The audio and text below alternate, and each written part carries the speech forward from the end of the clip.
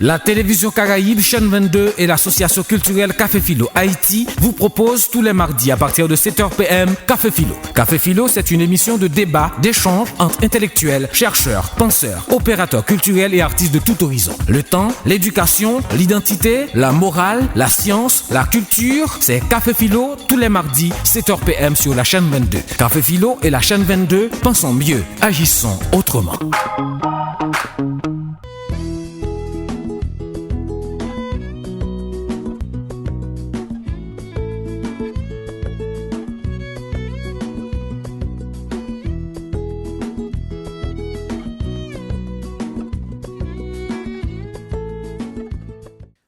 Bonsoir, c'est Café Philo qui rentre chez vous. Et l'autre fois encore, nous sommes contents, le public ça qui est réuni avec nous chaque mardi dans le même espace là, dans l'ambiance. Côté, nous joignons l'association Café Philo Haïti, association culturelle Café Philo Haïti avec Radio-Télévision Caraïbe qui mettait mouvement ça à camper ici là à côté de nous. L'autre fois encore, nous saluons tout le public là, nous sommes bien contents avec nous à ce soir encore. Check Anta Job et Haïti. C'est le thème pour aujourd'hui, pour ce café qui sera bien chaud, j'espère. Et intervenant, c'est Emmanuel Stéphane Laurent, modérateur, Corneille Webster. Bonne participation. Mesdames, Messieurs, bonsoir et bienvenue à Café Philo. Étant que médiocre journaliste, je me reconvertis ce soir en modérateur de Café Philo, mais j'ai le plaisir. Et pour dire que un moment aussi de vous remercier d'avoir accepté de venir ici tous les mardis soirs. Vous avez accepté d'assister à cette émergence de la pensée intellectuelle, à cette reconstruction de la pensée ici en Haïti. Pour bien dire comme José Saramago qui est écrivain prix Nobel, vous avez répondu à l'appel de la lucidité. Et sur ce, je crois que nous avons tous besoin de cette manière de nous exprimer en Haïti, comme autrefois ou jadis nos ancêtres l'ont bien reconnu, ont accepté aussi de se liguer contre un projet inélégant pour nous offrir notre indépendance. Sur ce, je vous invite à vous mettre debout pour entonner ensemble la chanson de la résistance, la dessalinienne. Le pays pour les ancêtres, marchons unis, dans nos rangs pleins de terre, du sol soyons maîtres, marchons unis, pour le pays, pour les ancêtres. Marchons unis, pour le pays, pour les ancêtres, pour le drapeau, pour la patrie. Mourir est beau, notre passé nous crie, ayez la Marguerite. Mourir est beau, le drapeau pour la patrie. Mourir est beau, pour le drapeau pour la patrie.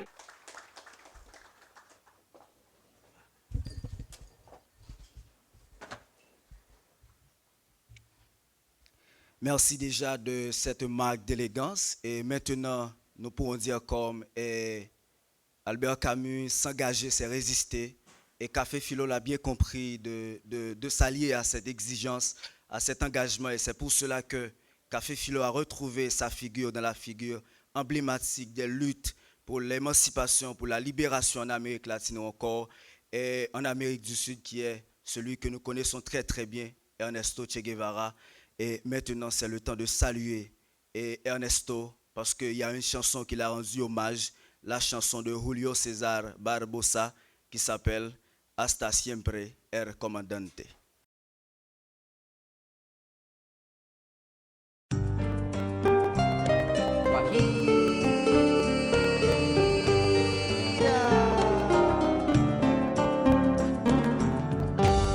Aprendimos a quererte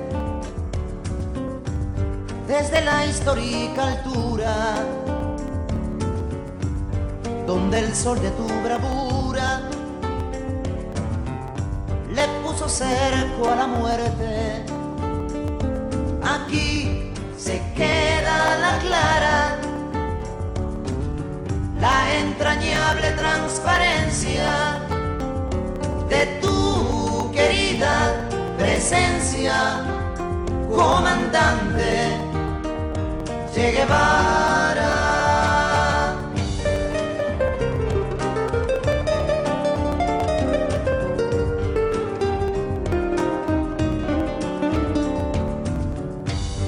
Tu mano gloriosa y fuerte desde la historia dispara, cuando todo Santa Clara se despierta para verte. Aquí se queda la clara, la entrañable transparencia de tu querida presencia, comandante Che Guevara.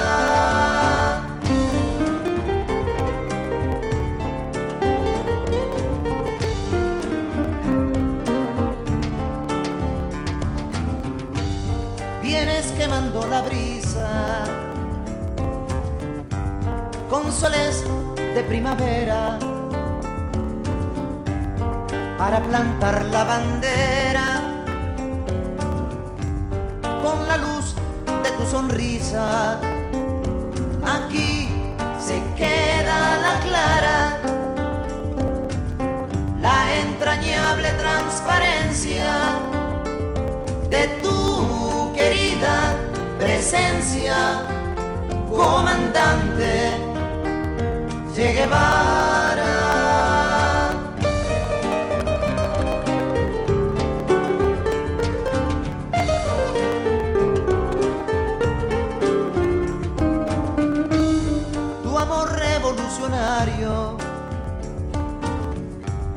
Que conduce a nueva empresa, donde espera la firmeza de tu brazo libertario. Aquí se queda la clara, la entrañable transparencia de tu querida presencia, comandante Che Guevara. No, no, no, no, no, no, no, no, no,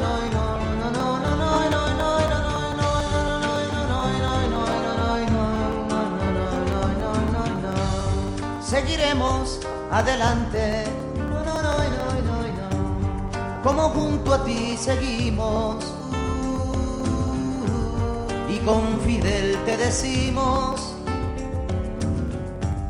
hasta siempre, comandante. Aquí se queda la clara, la entrañable transparencia de tu querida presencia, comandante Che Guevara.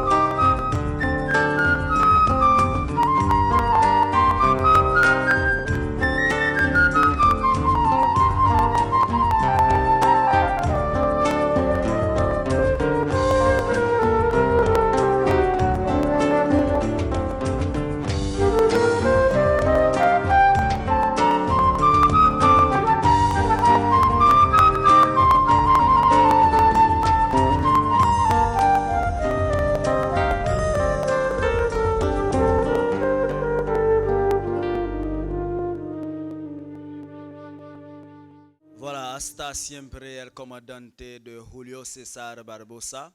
Ce soir, Emmanuel Stéphane Laurent s'est prêté au jeu de Café Philo, qui est de s'exposer pour une idée. Et voilà qu'il a essayé de lier deux corps. Un corps géographique qui est bien Haïti, et un autre corps qui est un corps astral qui est Cheikh Anta Diop, qui vient de l'Afrique. C'est pour dire que ces deux corps ont des origines ancestrales africaines. C'est pourquoi je crois que cette thématique a surtout été un une thématique intéressante pour l'auteur et pourquoi aussi il a décidé de travailler sur cette thématique. Mais bien avant de recevoir l'auteur ce soir, il est temps de recevoir soit un peu d'images parce que je crois que l'image aussi, ça nous reste. Comme on dit qu'une image vaut 1000 mots, le temps de recevoir le court documentaire titré « Inventeur et savoir noir » et à Café Philo. Même l'image générale de l'Afrique distillée dans les médias occidentaux n'est guère valorisante. Alors dans l'imaginaire occidental, vous savez, le continent africain représente un peu le continent de tous les excès, toutes les calamités, tous les bas instincts humains. Et c'est vrai qu'il y a finalement une répercussion même sur l'image que les jeunes peuvent avoir d'eux-mêmes. Le drame de l'Afrique, c'est que l'homme africain n'est pas assez entré dans l'histoire. Vous savez, on parle de l'Afrique. Mais l'Afrique est quand même le continent où l'homme a inventé l'écriture, où l'homme a inventé les mathématiques, où l'homme a inventé l'architecture, la navigation, la philosophie, la spiritualité. Et cela, de l'aveu de tous les chroniqueurs dans l'Antiquité.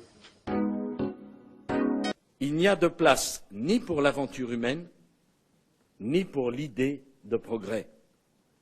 Alors face à cette agression psychologique digne finalement d'un arsenal colonial, il nous faut démontrer aux jeunes que l'examen scientifique de l'histoire africaine démontre au contraire que l'Afrique est certes le berceau de l'humanité, mais aussi le berceau de la civilisation. Qu'on parle un petit peu de ce qui se passait dans l'Antiquité, où le noir a beaucoup inventé déjà auparavant. Oui, c'est-à-dire en fait, c'est quand même un sacré paradoxe. Parce que quand on voit la façon dont l'histoire a été construite, depuis donc la période coloniale, on a une vision vraiment assez péjorative de l'Afrique sur le plan de la production intellectuelle. Et pourtant, il faut savoir que c'est totalement le contraire. C'est-à-dire que s'il y a un continent sur lequel il y a eu des inventions constantes, c'est bien l'Afrique. Et toute l'humanité aujourd'hui bénéficie des inventions qui ont été faites en Afrique. Et vous voyez, il n'y a pas très longtemps, si je prends par exemple un article de presse donc, qui date de 2002, ici. En 2002, la grotte de Blombos en Afrique du Sud montrait que la révolution culturelle des Homo sapiens sapiens a eu lieu en Afrique 50 000 ans avant l'Europe. Ça veut dire quoi? C'est-à-dire qu'on a une preuve tangible de la production intellectuelle, c'est-à-dire la naissance de l'intelligence humaine.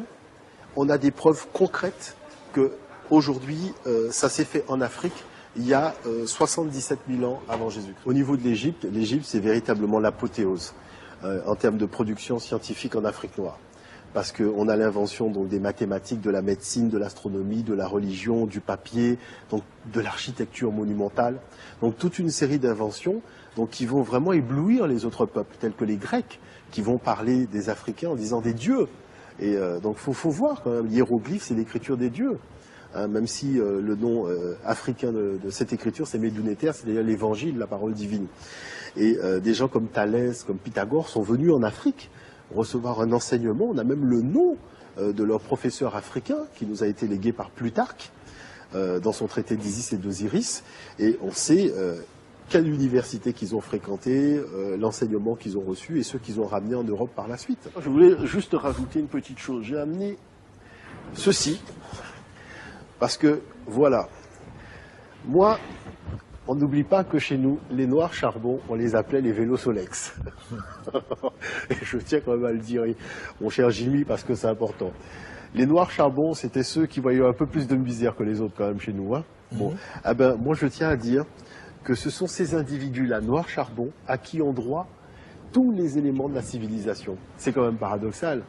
La civilisation égyptienne commence avec la construction des pyramides. C'est-à-dire, c'est comme qui dirait la ville de Paris commence avec la construction de la tour Eiffel. Mais d'où viennent les connaissances qui vous permettent de construire la tour Eiffel tout de suite? C'est que vous aviez déjà une tradition scientifique, c'est pas possible. Eh bien, cette tradition scientifique qu'avait l'Égypte ancienne, ça vient du Soudan. C'est-à-dire là où les hommes sont tellement noirs qu'ils sont noirs charbon. Et ce sont ces gens-là qui ont, de l'aveu même des Égyptiens anciens, qui ont élaboré tous les éléments de la civilisation. C'est-à-dire qu'ils ont eu toute la production intellectuelle et l'Égypte a eu toute la production matérielle. c'est-à-dire tout ce qu'on voit, les grands temples et compagnie, ça a été pensé au Soudan et ça a été matérialisé. Et voilà pourquoi on retrouve aussi au Soudan, d'ailleurs il y a plus de pyramides au Soudan qu'il y a de pyramides en Égypte. Et ça, les gens ne le savent pas. Et véritablement, bon là ils portent la couronne rouge du Nord, mais la couronne, vraiment la plus ancienne attestation de couronne, qui est la couronne blanche, elle vient du Sud. Et ce sont ces individus-là qui s'appelaient véritablement les Remetou, c'est-à-dire les hommes parfaits.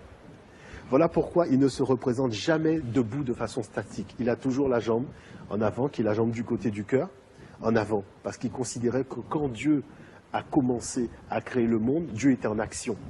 Donc lui, en tant que fils de Dieu, il ne peut pas rester là, ne rien faire, c'est pas possible.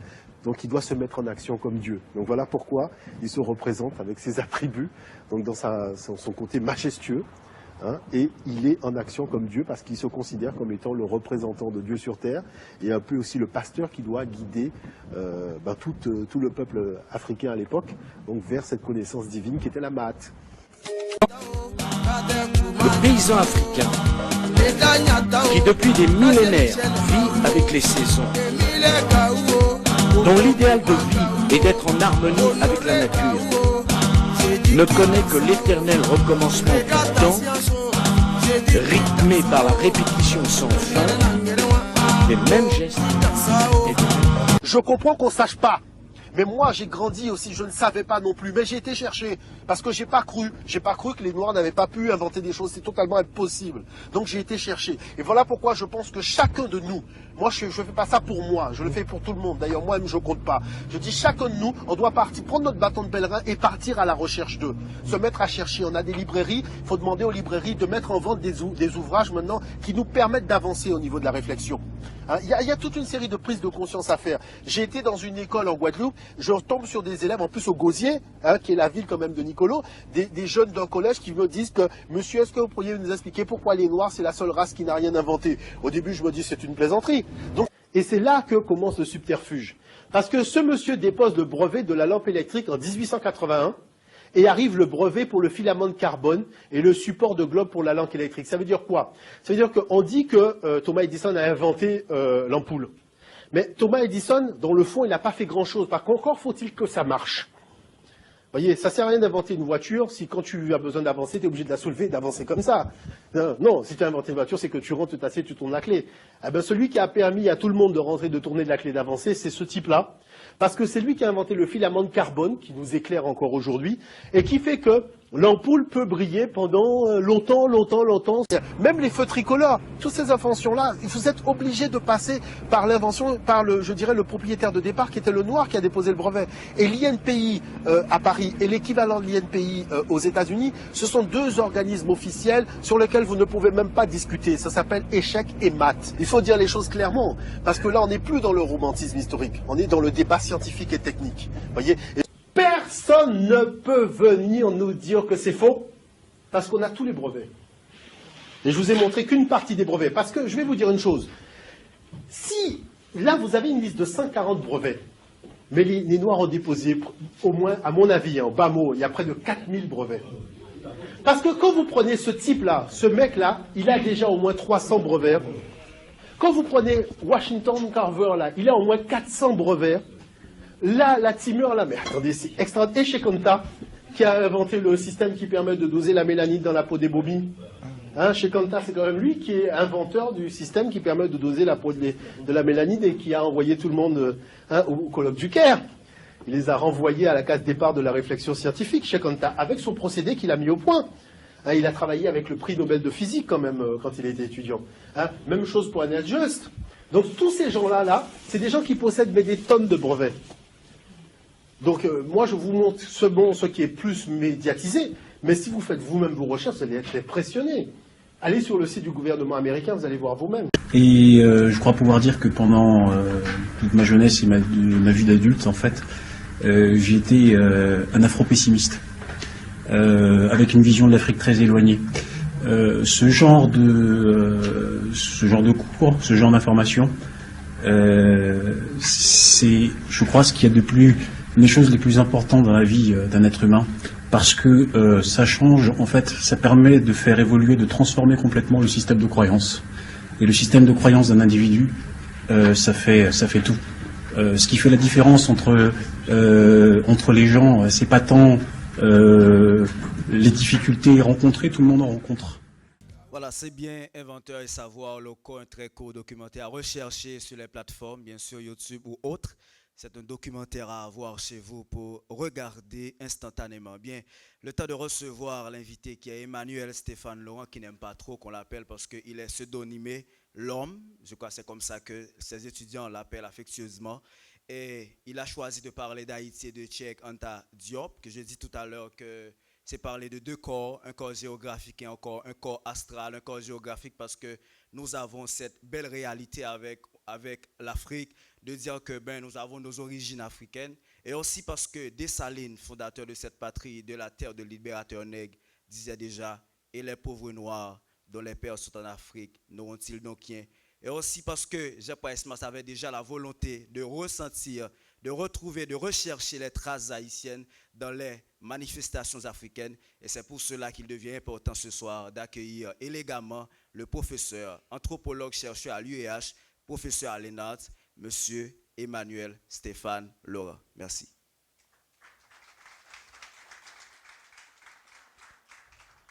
Merci. Je dis bonsoir à tout le monde. Je salue tous les téléspectateurs et les téléspectatrices de Radio Télévision Caraïbe. Et je salue particulièrement tous les fidèles fanatiques de cette émission enchanteresse qui se nomme Café Philo d'Haïti. Donc, il y a l'association culturelle Café Philo d'Haïti. Je salue et je remercie les organisateurs de l'initiative, particulièrement il y a Samy Janvier, il y a Rav Jean-Baptiste, il y a Loture, qui sont des amis de très longue date. Et je salue un ami dans la salle que j'ai failli sauter. Je ne sais pas s'il est dans l'organisation, il s'agit de Régis Wilkins. Donc je salue et je te remercie encore une nouvelle fois. Webster, c'est bien le nom qu'on ait. Et je voudrais profiter de l'occasion pour remercier de l'accompagnement le professeur Jean-Yves Blot, le vice-doyen à la faculté.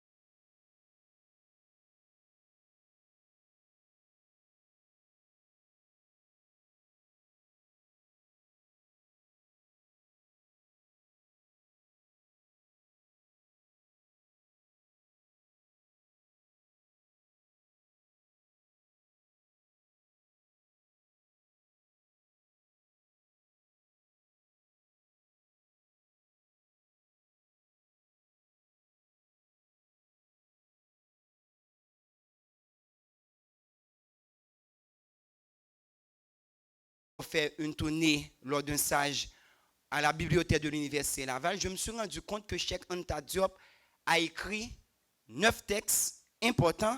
Et parmi ces 9 textes, j'avais déjà lu en Haïti ces 3 textes les plus lus et les plus connus. Il y a premièrement sa thèse de doctorat qui a été rejetée. Vous avez Nation, Nègre et Culture. Il y a ensuite l'Afrique précoloniale et son dernier livre qui a été publié en 1981, puisqu'il y a un texte posthume de 1988 qui s'appelle Civilisation ou barbarie, anthropologie sans complaisance.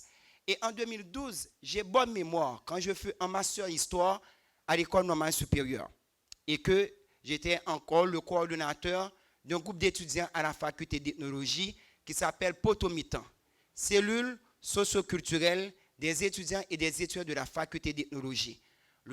À l'occasion du 7 décembre 2012, j'ai voulu organiser une conférence pour commémorer la mémoire de Cheikh Anta Diop en Haïti. Et à ce moment précis, j'ai contacté mon responsable de master, en l'occurrence le docteur Jean-Fritzner Etienne, qui a décliné parce qu'il jugeait qu'il n'avait pas suffisamment lu Cheikh Anta Diop. D'où toute l'importance de mon intervention aujourd'hui. Je prends la responsabilité et peut-être le risque de traiter devant vous du sujet suivant. Si je passe d'une phrase nominale ou non verbale à une phrase interrogative.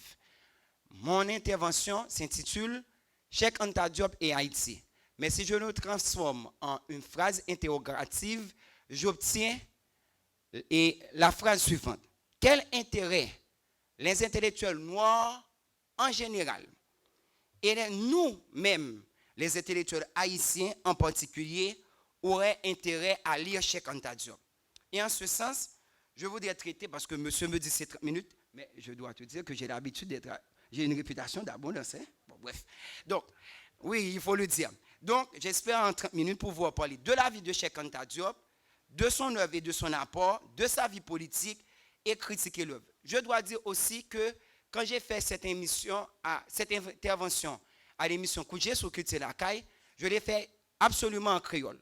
Mais aujourd'hui, je me donne la peine de le faire en français pour une raison très précise, parce que quand j'ai parlé de cette émission à des amis africains, notamment gabonais, ivoiriens, nigériens, béninois, ils étaient tous enchantés de savoir que j'allais faire une émission sur Cheikh Anta Diop. Mais malheureusement, à l'émission Koudjé sur Culture la Caille, l'émission était en créole. Donc, je garde le français parce que idéologiquement, je voudrais prendre la parole en créole. Je garde le français, c'est pour permettre à ces amis francophones qui ne comprennent rien au créole de comprendre ce qu'on est en train de dire aujourd'hui et de réaliser qu'il y a l'association culturelle Café et Philo qui s'est donné la peine de m'inviter et qu'il y a un public sélect qui se donne la peine de se pencher sur cet auteur extraordinaire qui se nomme Cheikh Anta Diop. Alors, la vie de Cheikh Anta Diop. Je parlerai de la date, du lieu de naissance, du lieu de décès, etc. Je vais faire un bref résumé de la vie. Cheikh Anta Diop est né le 29 décembre 1923. C'est à Tietou, qui est un département de Bombay, région de Djumbel, au Sénégal. Il est décédé le 7 février 1987 à Dakar d'une crise cardiaque. Quelle est sa profession? Il est historien, sa profession principale. Il est historien, anthropologue et physicien. Sa situation familiale, il est né au sein d'une famille aristocratique Wolof. Il y a une ethnie qui s'appelle Wolof au Sénégal, dont on retrouve beaucoup d'individus encore en Haïti qui ont encore les traits des Wolof. Ça a été clairement dessiné dans l'anthropologie physique de l'haïtien du docteur Jean-Baptiste Romain. Alors, il est né au sein d'une famille aristocratique Wolof. Il a reçu une éducation religieuse musulmane, mais notamment mouride. Il est le père de 4 enfants, dont Cheikh Mbaké Diop, qui est actuellement chercheur au CNRS et qui a écrit une importante biographie pour connaître Cheikh Anta Diop. Quelle est sa formation universitaire? Alors, Cheikh Anta Diop est docteur en sciences sociales, docteur en sciences sociales de l'Université de Paris. Il est docteur en lettres. D'ailleurs, il a été l'étudiant de Gaston Bachelor. Il est spécialiste de physique nucléaire et du laboratoire de chimie nucléaire du Collège de France. Tout à l'heure, et dans l'émission, on a dit qu'il a été l'étudiant de prix de Nobel. Il s'agit de Frédéric Joliot-Curie. Et finalement, il a été professeur à l'université de Dakar, qui à sa mort, que je vais vous donner.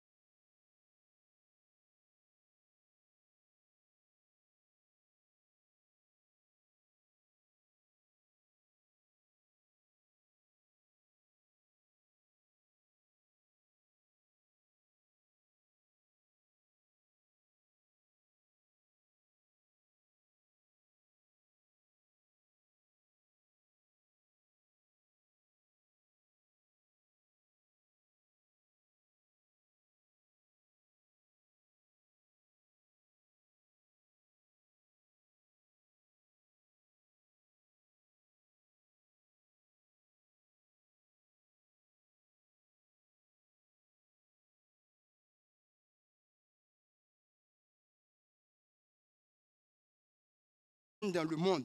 Le 25 février 1955, l'Université nationale du Zaïre décerne à Cheikh Anta Diop la médaille d'or de la recherche scientifique africaine et le grand prix du mérite scientifique africain. Le livre de Cheikh Anta Diop, Civilisation ou barbarie, anthropologie sans complaisance, qui dédie à la mémoire de son ami, Alun Diop, lui a valu une distinction. le Grand Prix scientifique de l'Institut culturel africain, ICA. En 1945 toujours, Cheikh Anta Diop est invité à Atlanta aux États-Unis. Il est reçu par le maire d'Atlanta lui-même, Andrew Young, et l'association Martin Luther King.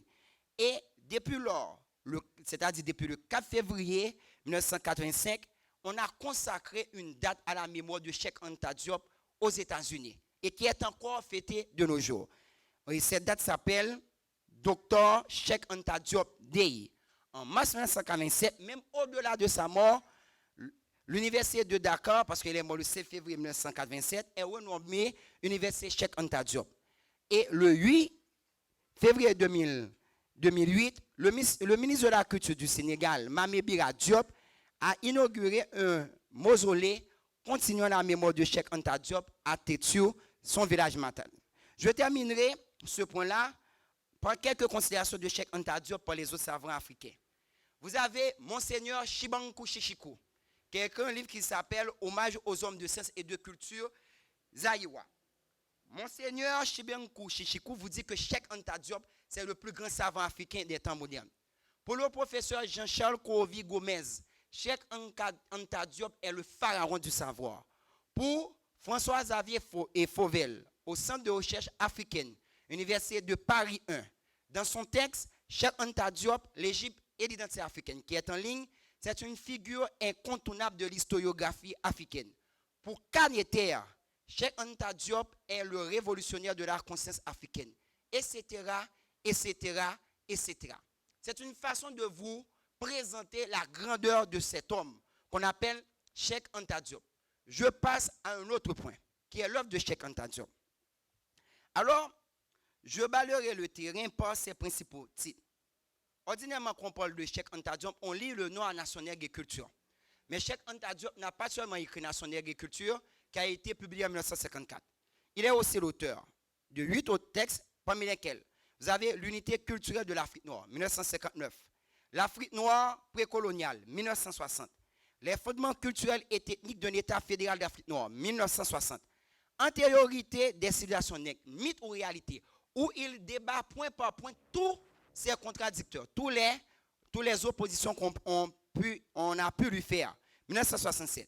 L'Antiquité africaine par l'image, 1976. Parenté génétique de l'Égyptien pharaonique et des langues négro-africaines, 1977. Civilisation ou barbarie, son dernier livre publié de son vivant. Anthropologie sans complaisance, 1981.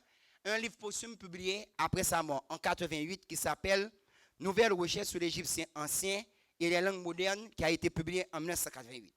Alors, autre chose concernant l'œuvre de Cheikh Anta Diop, je veux traiter avec vous les objectifs et les problèmes majeurs de l'œuvre. Et ces objectifs ou problèmes majeurs de l'œuvre sont déjà esquissés depuis la page 5 et 6 de Nation Nègre et Culture. Il ne faut pas réduire le travail de Cheikh Anta Diop seulement à la thèse de l'origine négroïde de la civilisation, pour reprendre ses propres mots, égypto-nubienne. Je dirai pourquoi. Alors, il nous donne dès la page 5 et 6 les objectifs de son travail.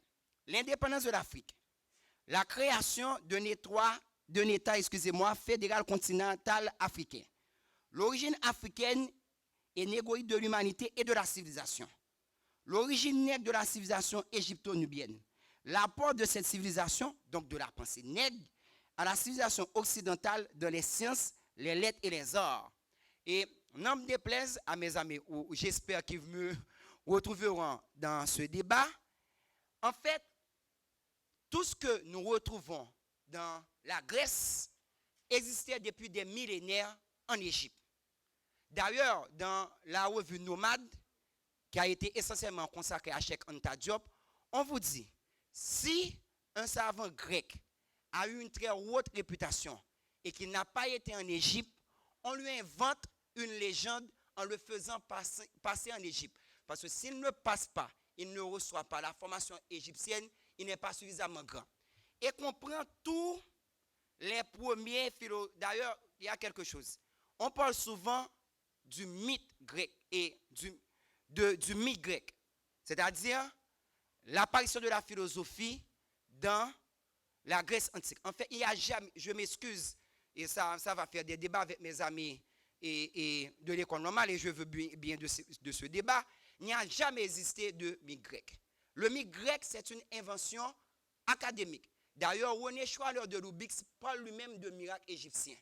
C'est un mythe, excusez-moi, ce n'est pas le mot mythe, c'est miracle qui m'échappait. C'est un miracle, ce n'est pas le miracle grec, l'apparition de la philosophie, c'est le miracle égyptien. Parce que tous les grands savants égyptiens ont été en Égypte.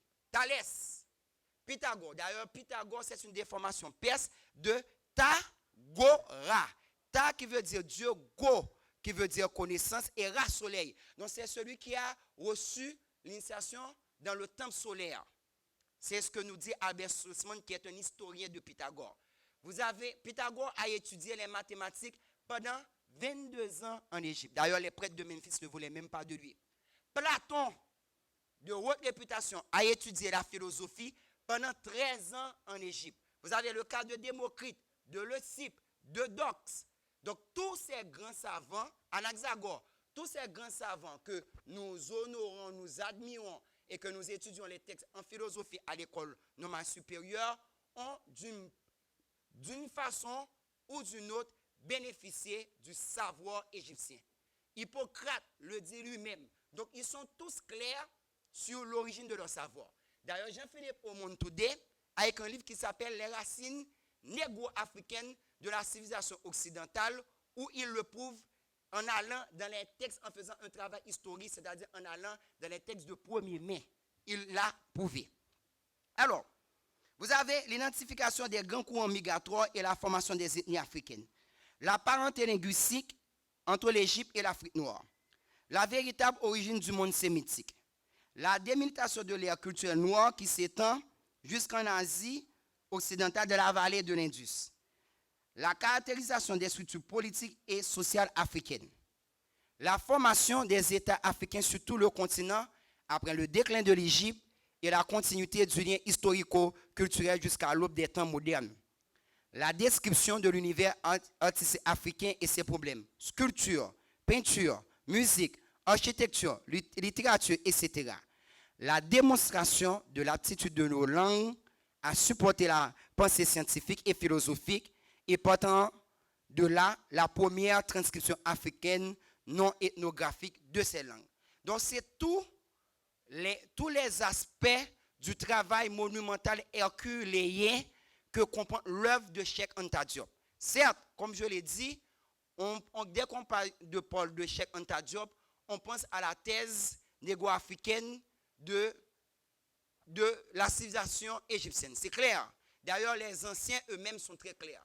Hérodote, dans Eutep, tome 2, vous dit que les Égyptiens sont des Noirs parce qu'ils ont la peau. Les Égyptiens sont des Noirs parce qu'ils ont la peau noire et les cheveux crépus. Ce qu'il utilise comme expression, c'est caille ou les triquets. Caille ou les triquets, en parlant des cheveux, ça dit ils ont des cheveux roulés, ils ont des cheveux en accordéon. Donc, ils ont des cheveux green, crépus. Aristote vous dit que les Égyptiens ils parlent de agon mélanèse. Agon. Tous les étudiants en philosophie de l'école normale supérieure connaissent deux formules des stoïciens. Anankei Senai, supporte et absent-toi. Agon qui veut dire ne fais pas trop. Megan agon, ne fais pas trop, ne fais pas un peu de trop. Donc, le juste mesure. Donc, Aristote vous dit, agon mélanèse, ils sont trop noirs, ils sont excessivement noirs, ils sont démesurément noirs. Donc, ils sont très clairs. Donc, c'est en quelque sorte une façon de vous dresser l'importance des travaux de Cheikh Anta Diop. Maintenant, ce dernier point, en ce qui concerne l'apport de Cheikh Anta Diop en sciences sociales et sciences humaines, ces apports sont nombreux. Mais je mettrai l'accent, moi de mon côté, on pourra faire les autres aspects en termes de débat, sur un coin historiographique et épistémologique nouveau qui a apporté en sciences sociales et sciences humaines qui s'appelle l'africanocentrisme ou la faux-centricité. Et qu'est-ce que c'est l'africanocentrisme ou la faux-centricité? Je bois un peu d'eau, permettez. Ouais, l'on parle en pile, eh bien, gauche à sécher. Cela va de soi. Alors, il y a une excellente définition de l'africanocentrisme ou l'afrocentricité que je tire de quelqu'un que vous connaissez sûrement ici qui s'appelle Elikiam Bokolo. Elikiam Bokolo anime une émission à RFI qui s'appelle Mémoire d'un continent. Et il a une émission qu'il a consacrée à l'histoire africaine en débat, l'afrocentricité. Cette émission a eu lieu samedi 8 septembre 2007 et a été d'une durée de 19 minutes 31 secondes. L'invité justement c'était Jean-Philippe Omontoudé. Qu'est-ce que c'est l'africanocentrisme ou l'afrocentricité?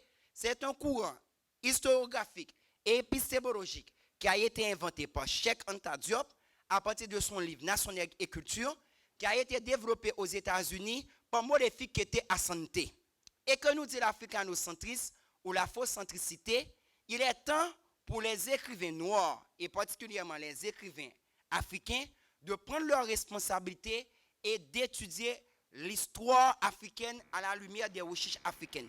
Parce que les Blancs, parce que là je m'abat en pointe là sur et ce qu'on pourrait appeler l'européocentrisme, les Blancs ont déformé les faits.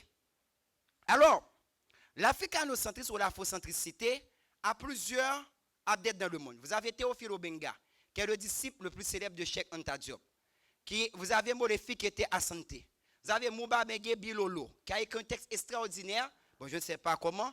Est-ce que l'autre va prendre la responsabilité parce que c'est un ami qui m'a scannérisé à l'université Laval, qui s'appelle Janice Amel Mengue Bunga Bingui. Ce texte s'appelle « Les tâches laissées par Cheikh Anta Diop ».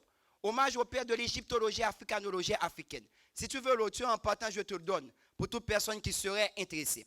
Vous avez Pathé Diane, Joseph Kizerbo, Dwenon Sora, Aboubakri Moussalam, Alain Ancelin, Jean-Charles Kovi Gomez, Jean-Philippe Omontouné, Martin Bernal qui a écrit de Black Africa où il prouve que comme les Grecs ont copié sur les Égyptiens en ce qui concerne le culte d'Isis, et puis vous avez Boubacar Boris Diop. Et je vous citerai une phrase de Cheikh Anta Diop qui prouve son africanocentrisme. Voilà ce que dit Cheikh Anta Diop dans un journal qui s'appelle Soleil, qui est paru le 10 février 1956. Les spécialistes africains doivent prendre des mesures conservatrices. Il s'agit d'aptes à découvrir une vérité scientifique par ses propres moyens, en se passant de l'approbation d'autrui. Autrui, c'est pour les Blancs, en d'autres termes. De savoir conserver son autonomie intellectuelle jusqu'à ce que les idéologues qui se couvrent du manteau de la science se rendent compte que l'ère de la supercherie est révolue. La compétence devient la vertu suprême de l'Africain qui veut désaliéner son peuple. J'avance avec un avant-dernier point, qui est sa vie politique. Je commencerai par une mise en garde, qui est de Mouba Bengue Bilolo, qui, je vous dis, a écrit ce fameux texte qui s'appelle « Les tâches laissées par Cheikh Anta Diop, hommage au père de l'égyptologie africanologie africaine ». On est tellement concentré sur la vie scientifique de Cheikh Anta Diop qu'on a tendance à oublier qu'il a eu une vie politique. Or, cette vie politique est active. Depuis 1957, Cheikh Anta Diop est engagé politiquement. Il a lutté pour deux causes majeures. Premièrement, l'indépendance des pays africains et la constitution d'un État fédéral africain. Et deuxièmement, l'indépendance de son propre pays, le Sénégal. En 1952, Cheikh Anta Diop créa le BMS, Bloc de masse sénégalaise. Il fut aussi le secrétaire du RDA, Rassemblement démocratique africain. Mais pour comprendre l'engagement de Cheikh Anta Diop, il faut analyser son opposition farouche à Léopold Sédar Senghor, qui a été très bien examiné par Boubacar Boris Diop dans un texte qu'il a écrit qui s'appelle « Le Sénégal entre Cheikh Anta Diop et Senghor et qui est en ligne ». Comme on me dit qu'il me reste très peu de temps, je vous laisserai le soin de le voir vous-même. Mais en fait, ce que je tiens à dire, c'est qu'on a occulté Cheikh Anta Diop au profit de Léopold Sédar Senghor. Il y a un chercheur ivoirien qui s'appelle Jean-Claude Derriquet, qui a écrit un livre qui s'appelle « L'Afrique officielle, son développement ». Et Jean-Claude Derriquet posait les questions suivantes à propos de Léopold Sédar Senghor. Fait-il partie des hommes de l'Afrique peut-être fiers? Ou a-t-il si médiocre qu'il doit être rapidement oublié au même titre que les Mobutu, les Guéma, les Moutata, les Bokassa et les Zadema qui ont dirigé leur pays par la terreur et ont exploité les ressources de leur territoire avec la complicité de l'étranger. Je terminerai mon exposé par une critique des travaux de Cheikh Anta Diop. Comme on dit qu'il y a très peu de temps, et je fais vite, je tiens compte de ce que tu m'as écrit, je résumerai cette critique avec la revue Nomade en 2 points. Premièrement, il y a son éclectisme. Malheureusement, Cheikh Anta Diop a embrassé trop de domaines de connaissances. Et vous connaissez le fameux proverbe qui embrasse trop, mal étreint. Mais je vous ferai remarquer avec Moubaben Gebilolo, c'est à nous, chercheurs nous en général, et savants africains, de continuer les travaux de Cheikh Anta Diop afin soit d'infirmer ou de confirmer ses hypothèses. Et son égyptocentrisme. Il accorde trop d'importance à l'Égypte. Bon, je n'ai pas le temps, j'allais vous donner une phrase de Diop qui montre son égyptocentrisme. Je vais maintenant répondre à la question et finir mon exposé. Quel intérêt, parce que ma phrase interrogative était la suivante. Quel intérêt, nous les intellectuels noirs en général, et particulièrement les intellectuels haïtiens en particulier, auraient à lire Cheikh Anta Diop de nos jours? La première bonne raison, je vous dirais que Cheikh Anta Diop, en ténor affirmé, c'est l'homologue de Cheikh Anta Diop en Haïti. Et j'aurais pu le montrer dans le cadre d'une démonstration, mais qu'on me demande de faire vite, j'abrège. Deuxièmement, le racisme est toujours d'actualité. En Haïti, il se présente et c'est une séquelle coloniale et prend la forme du préjugé de couleur.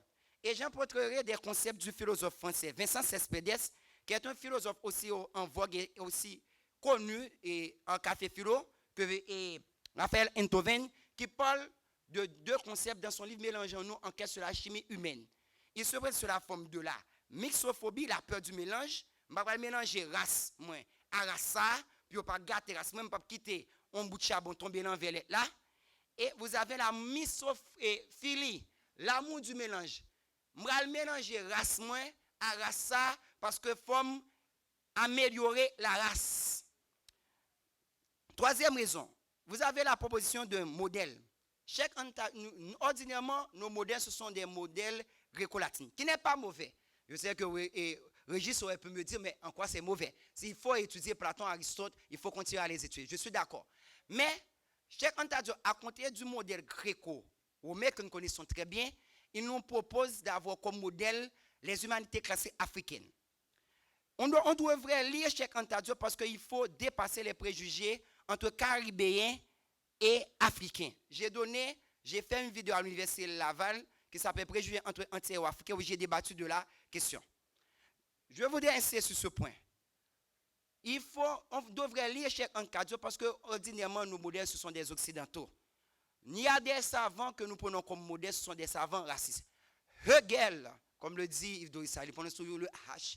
Hegel a écrit La raison dans l'histoire, où il considère que l'Afrique est atemporelle et ahistorique. Vous avez Kant, qui est l'auteur de Critique de la raison, pure critique de la faculté de juger. Je vous invite à relire en ténor affirmé de l'égalité des races humaines pour le voir. Vous avez Voltaire, vous avez Cuvier, qui est le père de l'anatomie comparée des vertébrés et de la paléontologie. Cuvier, je vous rappelle, a travaillé sur la Vénus Hottentote.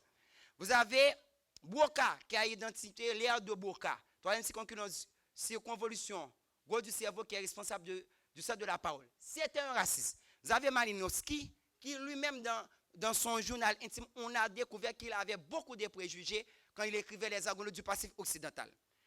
Nous devons nous efforcer d'avoir davantage comme modèle les savants haïtiens, comme Firmin, Bryce-Mans, Roumain, les sœurs Sylvain, Suzanne et Madeleine, et Michel Wolf-Trouillot, Michel Degas, les savants caribéens, comme Frantz Fanon et Jean-Philippe Remontunde, qu'on a vu, les savants américains, noirs, dont pratiquement on parle du tout, comme Ivan Van Sertima, ou Onouko Rachidzi, et les savants africains, et particulièrement Cheikh Anta Diop. Je dirais que, pour la dernière raison, que Cheikh Anta Diop nous propose de développer la science dans les langues africaines. D'ailleurs, il a traduit dans sa langue maternelle le Wolof, la relativité d'Albert Einstein, des passages d'Horace, des concepts de chimie et de physique. Et je pense qu'on a le devoir de faire la même chose en Haïti. Et ouverture perspective générale, après un si long exposé, je vous dirai franchement que je suis diopien et non diopiste. Quand je dis que je suis diopien, c'est dans le sens que je prends Cheikh Anta Diop pour mon maître à penser. Je ne suis pas diopiste dans le sens que je ne considère pas les thèses de Cheikh Anta Diop comme des vérités absolues. Et en tant que diopien, je suis fier d'être haïtien. Je suis fier d'être descendant d'Africains. Je n'ai pas à rejeter le continent de mes ancêtres qui est l'Afrique. Je n'ai en aucun cas à avoir honte de mes ancêtres. Et je terminerai mon exposé avec cette déclaration du auteur Jean Prespois ainsi Paul Lalonque et c'est d'ethnographie en 1928, publié chez l'édition imprimée de 1918 à la page 202 où il dit « Nous n'avons de chance d'être nous-mêmes que si nous ne répudions aucune part de l'héritage ancestral. » Merci. Voilà comment c'est difficile de résumer la pensée et l'œuvre de quelqu'un qu'on aime passionnément. Et les mots arrivent aisément un peu pour reprendre ballot, mais je ne sais pas s'il a fait 2 ajouts. C'est d'abord avec Elika Bokolo, je crois, qui a reçu en 2010 le professeur Fritz d'Orvilliers. C'était juste après le tremblement de terre. Et aussi, il y a 2 dates qui m'ont marqué dans encore la vie de Cheikh Anta Diop. D'abord, c'est sa mort 7 février qui coïncide avec notre date, 7 février 86. Et encore en mars 87 qui correspond encore à notre loi mère qui est la Constitution de 1987, c'est comme quoi que politiquement on a un rapport forcé, je dis forcé parce que pour moi c'est arbitraire, parce qu'on ne sait pas si la nature voulait travailler de la sorte avec ce monsieur. Mais je veux tirer justement une conclusion à partir d'un extrait que j'ai sorti de Cheikh Anta Diop, Nègre-Culture, que vous avez parlé. C'est surtout Nation Nègre-Culture, c'est surtout de dire que vous avez fait un travail, une esquisse théorique. Lui il disait que textuellement, l'ensemble du travail n'est qu'une esquisse où manquent les perfections de détail. Il était humainement impossible à un seul individu de les y apporter. Ça ne pourra être que le travail de plusieurs générations africaines. Bien sûr, c'est le temps de dire que le professeur n'a pas tout fait. Il reste encore à faire avec Cheikh Anta Diop. Et maintenant, c'est la pause avec Bayi Youn de Bahira, G-Family. C'est encore de la famille africaine. Merci. Restez toujours là. Samaganyangi. Domo Afrika mbelekani Yaga dinadani Chigeo kenduko jamnani Nena la samaganya Anazuture bifinyo mamba yibon Diko yura fedjinyo ranyewon Tefamel ni denyo bayi sunyo yon Baga askano lu nyo momuton Dege hamsa bob bagan You are looking at dawn, africain. Et fier de ce que nous sommes. Fier d'être africain, je suis africain donc je suis. Mes ancêtres ont souffert de martyrs pour que je puisse relever le défi. C'est à moi de porter le flambeau. Il ne peut pas me mettre en lambeau. Pour mettre KO, il faut au minimum une armée de 100 000 Rambo. Et à ton prof d'histoire, il raconte des histoires. La plus grande des civilisations est née en Afrique noire. L'Afrique a inspiré le monde avec ses pyramides, sa science, ses mathématiques, ses symboles et ses signes. Elle crée à l'écriture avec les hiéroglyphes du temps des pharaons. Tu crois pas, vas-y, demande à Agé. Dakar à Marseille. Anazutu de bifinyo mamba yivon. Diko yura fedjinyo ranyewon. Tefamel ni denyo bayi sunyo yon. Baga astano lu nyu momuton Dege hamsa bob bagan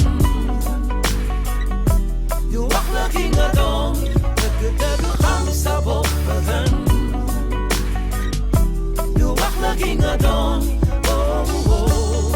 Africain Et fier de ce que nous sommes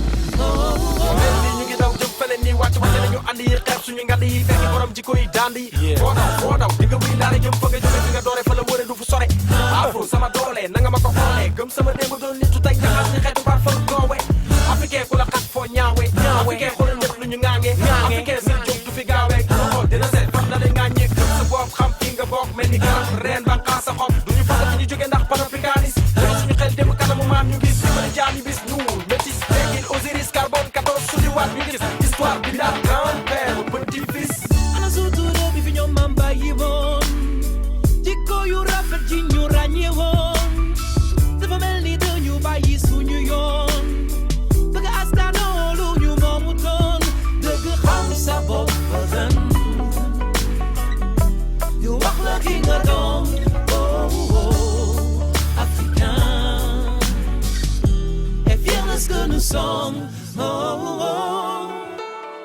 Bamako, Singapour, Angata. Samaganyangi, Domo Africa, Mulakani, Yaga Dinada. Ana sontu do mi finyo mamba yiwo.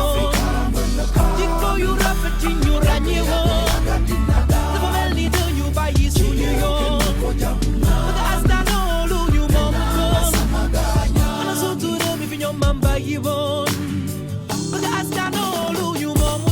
Samaganyangi, Domo Africa, Mulakani, Yaga Dinada.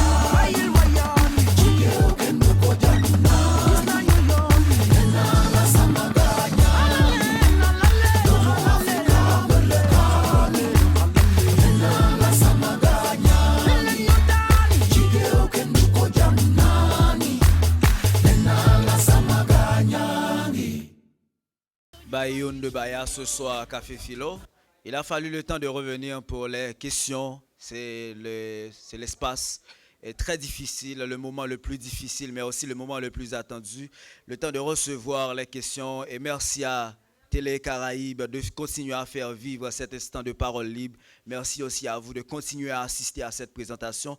Je crois qu'être là, c'est déjà vous fixer un cadre géographique et chronologique neuf pour étudier le passé des peuples noirs à travers un auteur si important, si exigeant et si pertinent. Le temps de recevoir les questions, déjà la première série avec Giovanni Saint-Ville, préparez-vous, Anderson Saisisman, et puis Maître Andy Frédéric.